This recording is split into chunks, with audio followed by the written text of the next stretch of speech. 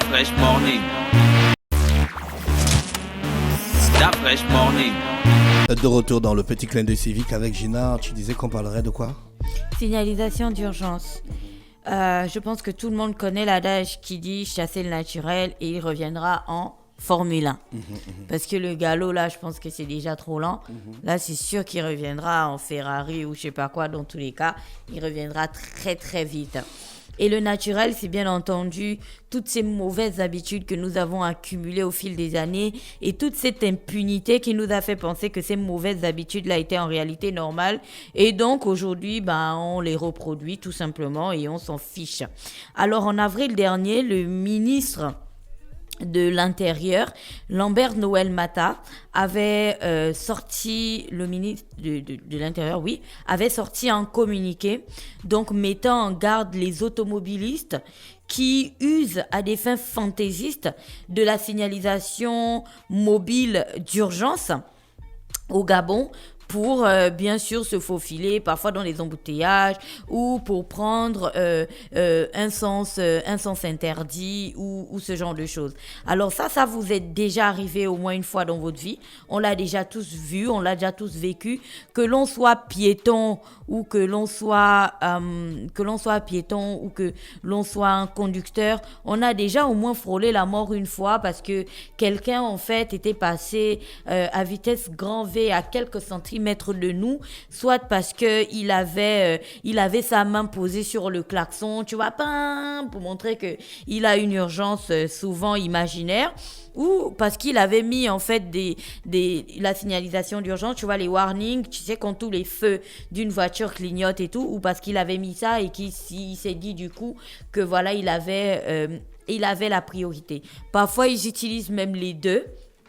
Et voilà, ça fait en sorte qu'il passe à certains barrages, qu'il brûle des feux, qu'il se faufile, enfin bref, qu'il roule en fait en ne respectant pas les codes de la route. Et donc le ministre, dans son communiqué du 15 avril, a dit que l'usage à des fins fantaisistes de toute forme de signalisation mobile d'urgence, sonore ou lumineuse telles que les sirènes, les gyrophares, les feux de détresse est strictement interdit parce que ces artifices de signalisation d'urgence sont dans les conditions spécifiques définies par la loi, réservées à quelques catégories d'usagers, à savoir entre autres les ambulances, pendant le service, les escortes de délégations officielles et gouvernementales. Je vais revenir sur chacun de ces points. Les forces de défense et de sécurité en service, les convois exceptionnels. Donc, c'est ce qu'a souligné le ministre. Sauf que, donc en avril, il disait qu'à compter de ce jour, tout usager contrevenant aux présentes dispositions sera interpellé et puni conformément aux lois et règlements en vigueur. Vous savez que dans notre pays, on a l'impression que tout le monde a la priorité. On commence par le Gabonais lambda. Tu as ton véhicule et puis tu es en train d'aller au travail et bim, il y a un embouteillage sur la route pour aller à ton travail. Tu sais que tu es en retard, tu sais pas comment tu vas t'en sortir et puis qu'est-ce que tu fais? Tu mets les warnings, tu mets ta main sur le klaxon, tu te déportes dans le sens opposé et puis voilà, tu fonces et tu as un warning et tu informes à tout le monde que en réalité, voilà, il faut que tu ailles très vite, tu as une urgence. La plupart du temps, il n'y a aucune urgence, tu es juste en retard et tu veux pas te manger l'embouteillage. C'est tout. Résultat des courses, parfois, ça bloque la circulation dans le sens opposé ou dans d'autres cas, ça crée des accidents mineurs ou des accidents plus graves, ça dépend. Mais la plupart du temps, ça cause des accidents. Ça, c'est pour le Gabonais lambda. Après, tu as les chauffeurs de taxi. Donc, les transports en commun. Eux, c'est les champions du monde pour ça. Bien entendu, à certains moments, il y a des urgences. Il peut avoir un passager dans le taxi parce que le taximan a bien voulu le prendre. Il a fait un accident ou une femme qui doit vraiment aller à l'hôpital. Enfin, parfois, ils sont vraiment dans des situations d'urgence. Mais la plupart du temps, il n'y a aucune situation d'urgence parce qu'ils se disent que le simple fait de mettre des warnings, en fait, voilà, ça permet ça leur confère, en fait, une sorte de protection anti-choc ou une sorte de protection anti-accident ou je sais pas, ce genre de choses. Et puis voilà, ils décident soit de brûler des feux, soit d'emprunter le sens interdit ou même de faire des dépassements hasardeux qui n'ont honnêtement aucun sens. Ça, c'est pour les transports en commun. Après, tu arrives aux ambulances. Combien de fois avez-vous déjà vu une ambulance ou un service de pompe funèbre qui, la plupart du temps, n'a personne à l'intérieur, si ce n'est le conducteur, et puis il est là en warning, et tu vas voir que quelques instants plus tard, il va se garer devant, en fait, et en réalité, il n'y avait aucune urgence du tout. Et là, le communiqué du ministre dit bien que ce sont des ambulances en service. Alors, est-ce que dans notre pays, les maisons des pompes funèbres ont la priorité? Parce que, comme le disent certains, si tu transportes un corps, quelle est l'urgence? Ça peut sembler méchant, mais de vous à moi, quelle est l'urgence? Pour l'ambulance, si tu n'as aucun patient à l'intérieur, je vous entends d'ici, mais peut-être qu'il va chercher un patient. La plupart du temps, ils ne vont chercher aucun patient. Ça, c'est pour les ambulances. Et puis, on arrive aux champions du monde dans cette affaire-là. C'est bien entendu les escortes officielles et gouvernementales. Parce que dans ce cas précis, j'ai envie de vous prendre un exemple. Je suis ministre de l'ordinateur. Parce qu'il ne faut pas citer les trucs des gens, on peut venir là dire que vous parlez mal de quelqu'un. Je suis ministre de l'ordinateur. Je ne suis pas en délégation officielle, on peut même mettre un samedi ou un dimanche. Et puis voilà, tu vois, il y a toujours une voiture de sécurité là qui m'accompagne. J'ai ma voiture de sécurité qui m'accompagne et puis bim, je suis dans l'embouteillage d'Akanda qui commence au lycée d'État. C'est que je suis en train de rentrer chez moi, il y a pas d'urgence. Est-ce que j'ai le droit de me déporter sur la voie opposée, c'est-à-dire dans le sens aéroport, centre-ville?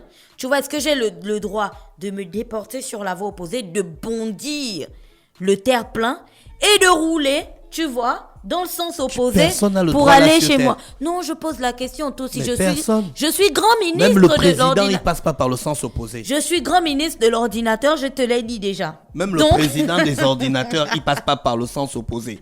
Ça n'existe nulle part sur Terre. Donc, ça c'est... Non, on n'aimait pas les organes, on n'aimait pas les habits. On se calme. Donc, ça, c'est le premier exemple. L'autre exemple, c'est bien entendu quand tu as des voitures, soit de l'armée, soit de la police et ainsi de suite. Là, je suis en train de parler de véhicules qui ne sont pas en service. Parce que les véhicules de la PJ, je pense que tout le monde peut déjà les identifier dans Libreville lorsqu'ils passent et qu'ils ont les gyrophares et tout et qu'ils sont en urgence. Tout le monde sait qu'ils sont en urgence. Mais est-ce que le fait d'avoir une plaque 30, d'avoir une plaque 15... Parce que 30, je pense, c'est la police, 15, c'est l'armée, et puis les autres, j'ai oublié. Ou d'avoir une plaque 151, ou voilà, non, je finis avec l'armée et la police et je reviens aux gens des ministères, te confère le droit de brûler des feux, te confère le droit de couper la route à des citoyens qui parfois, ça cause des accidents, te confère le droit de rouler dans le sens opposé. Ça m'étonnerait, mais bon, on pose quand même les questions, vu que le ministre avait fait le communiqué. Peut-être qu'il y a des savants qui savent, tu vois, et ils vont nous envoyer les réponses. Et puis l'autre catégorie, c'est bien entendu les intouchables de la République, c'est-à-dire ceux qui conduisent des véhicules achetés avec l'argent du contribuable. Donc en réalité, c'est même pas pour vous. Tu vois, toutes les plaques bleues et tout ça, c'est-à-dire la voiture de service. C'est pas toi qui as payé ça, hein. C'est juste ta voiture de service. On t'a donné ça parce que tu travailles. En réalité, on n'a jamais acheté ça avec ton argent parce que tu as toujours ton salaire. Mais ces personnes-là, donc c'est qu'en réalité, la voiture que tu conduis, peut-être qu'il y a un peu mon argent dedans parce que je paye les taxes, tu vois. Donc peut-être qu'on aurait un peu pris mon argent pour acheter ça. Est-ce que le fait d'avoir une plaque bleue te met au-dessus des autres citoyens? Tu vois, les petites gens, hein, les petites choses. Les gens comme nous là, qui sont en bas là, de la chaîne alimentaire de la République, est-ce que le fait d'avoir une plaque bleue te confère le droit je sais pas, de tout ce que je venais de citer, de brûler des feux, de pas respecter le code de la route, de rouler à une vitesse démentielle et ainsi de suite. Quoique je me pose des questions, que tu sois aux finances ou que tu sois je ne sais pas dans quel ministère, quelle est l'urgence qui ferait en sorte, par exemple, que la police, je comprends, les ambulances, je comprends, qu'ils puissent avoir une urgence. Attends, je termine. Mais quand tu travailles dans un ministère, quelle peut être l'urgence? La photocopieuse ne fonctionne pas? C'est ça l'urgence? Ça peut être un truc comme ça. Le ministre t'appelle. Dans tous les Tu cas, es avec une petite au motel et le ministre t'appelle. dans tous les cas, au-delà du fait qu'on rigole beaucoup de cette rubrique et que vraiment j'ai fait ça de manière très sarcastique et tout ça, j'aimerais quand même attirer l'attention. J'ai vécu quelque chose samedi où on a failli faire un accident grave à Affaires étrangères à cause d'un ministre. Je ne sais pas si c'est un ministre ou quoi que ce soit. De toutes les manières, je connais que les vrais ministres qui travaillent. Le reste, là, c'est pour gonfler l'effectif du gouvernement. On a failli faire un accident grave. Mais je te jure, Affaires étrangères, mais c'était très grave. Le mec, il coupe la route, il brûle le feu. Et puis il y a un gars devant avec dans sa RAV4 qui met la main comme ça là, comme mettez-vous de côté. Mais on te met de côté de quoi? Tu as oublié les fourgons blindés du Trésor et de la SGS. Et les SGS. Oh oui, je les ai. Mais tout le monde a la priorité. En réalité, tout le monde a la priorité dans le pays. Et le problème avec ça, c'est que dans un article qui date de 2012, écrit par notre grand frère que tu connais très bien, Désiré Clitandre Zonteux de Gabon Review, qui était un très bel article d'ailleurs, qui était intitulé « Aux sources des accidents de la circulation au Gabon ». On était en 2012, hein. Au-delà de tout ce qu'on pouvait citer comme cause et tout, il y avait aussi ce fait-là, le manque l'absence de respect du code de la route et le fait qu'on ait une bonne partie de la population qui se croit intouchable et qui pense avoir la priorité. On ne le dira jamais assez et parfois c'est parce que les accidents se passent et que les personnes qui sont impliquées dans ces accidents-là, la plupart du temps, certaines d'entre elles meurent et donc elles ne sont plus là pour expliquer les circonstances de l'accident. C'est pour ça que peut-être qu'on n'arrive pas à mesurer en fait la gravité de ces faits. Mais si on ne respecte pas la limitation de vitesse, pas plus tard qu'il y a quelques semaines, à l'école, à l'école là du centre qui est pas loin de notre radio, il y a des enfants qui ont été percutés parce que il y a des conducteurs qui ne comprennent pas qu'à l'approche d'un établissement scolaire, on doit ralentir sa vitesse. Et on le voit au quotidien d'ailleurs en bas de notre immeuble, la vitesse démentielle avec laquelle il roule. Deuxièmement, le fait qu'on ait une partie de la population qui se dit que les feux de signalisation en fait sont mis uniquement parce que ça fait joli de passer au vert, à l'orange et ensuite au rouge et donc qui les brûlent à tout va et qui ne comprennent pas que de l'autre côté, en fait, il peut avoir un conducteur qui, lui, a vraiment en tête le respect des feux de signalisation. Et donc, quand ça passera au vert chez lui, il foncera. On se souvient très bien de cet accident qui s'était déroulé au feu du géant Secado. Tu sais, avec cette Mercedes qui avait littéralement découpé en deux un véhicule parce que la Mercedes avait pas respecté les feux de signalisation et que il avait tué en fait les passagers de ce véhicule. L'histoire nous enseigne, hein. C'est juste que parfois privée d'un ministre. C'est juste que parfois l'histoire nous enseigne, c'est juste que parfois on veut pas écouter. Et puis combien de fois avons-nous entendu parler de ces escortes qui parfois roulent à des vitesses démentielles et qui percutent des gens, qui tuent d'autres personnes, qui cassent d'autres voitures et ainsi de suite. Ou combien de fois avons-nous entendu parler de ces véhicules de police ou de l'armée qui parfois pètent des pare-brises à gauche, manquent de tuer des personnes à droite et ainsi de suite. Je pense qu'il est très important aujourd'hui, au-delà de la partie drôle, sarcastique et vraiment colérique que l'on a mis dans cette rubrique, mais il est important aujourd'hui de se poser et de mettre un peu d'ordre dans cette République. Parce que, ajouter au fait qu'il n'y ait pas de panneaux de signalisation dans la plupart des artères de la capitale, quoique la plupart des conducteurs ne savent pas du tout lire les panneaux de signalisation, personne ne sait ce que ça signifie, parce que la plupart d'entre eux ont acheté leur permis de conduire. Et oui, je le tiens et je pourrais le dire devant une cour.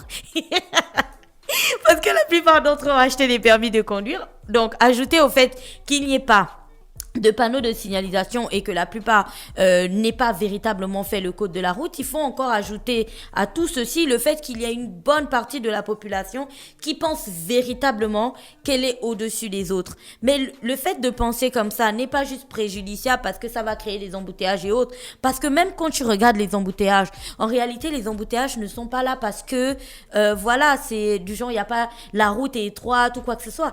Il y a des embouteillages du fait de l'incivisme. Parce que tu ne comprends pas pourquoi sur la route de l'aéroport, qui en réalité a 2 voies, lorsque c'est une heure de pointe, tu vas te retrouver avec 4 voies sur la route de l'aéroport. 4. C'est-à-dire qu'il y a des gens qui se disent qu'ils sont tellement intelligents, tellement pressés, que pourquoi est-ce qu'il se prendrait la tête à rester dans la file? Non, il va créer une 3e file, et puis il y a un autre qui est encore plus intelligent que lui, tu vois. Lui, c'est carrément le prochain prix Nobel de la circulation, qui lui, il va créer la 4e ligne. Et c'est ça qui crée le bouchon. Parce qu'après, les voitures n'arrivent plus à circuler. Mais il n'y a qu'à voir à l'aéroport et l'embouteillage d'Akanda. Une fois que tu vas voir les policiers qui vont se placer sur les différents tronçons et qui vont obliger à tous les conducteurs de rester sur les 2 voies, en réalité, il y a un embouteillage, mais ça roule. Tu vois, je pense qu'il y a au moins quelqu'un d'Akanda qui t'a déjà dit ça. Donc, c'est cet incivisme-là, c'est ce manque de respect pour les institutions, pour les règles établies, parce que ça, ce sont les règles de l'État, de la République, peu importe le pays où vous irez, de la nation. Dans chaque pays, il y a des règles. On te dit que ça, c'est un passage piéton, il faut attendre. S'il y a des gens qui te traversent, tu ralentis. On va dire aux gens que là, quand le feu est au rouge, mais quand le feu est au vert, ne traversez pas. Tu vois, ce genre de choses. Mais on a l'impression que chez nous, il n'y a aucune règle qui est respectée. Et le pire, c'est que la plupart du temps, les règles ne sont pas respectées par les personnes qui doivent en réalité montrer l'exemple. Donc, on n'est pas sorti de l'auberge. Voilà, c'était tout pour aujourd'hui. Stop Fresh Morning.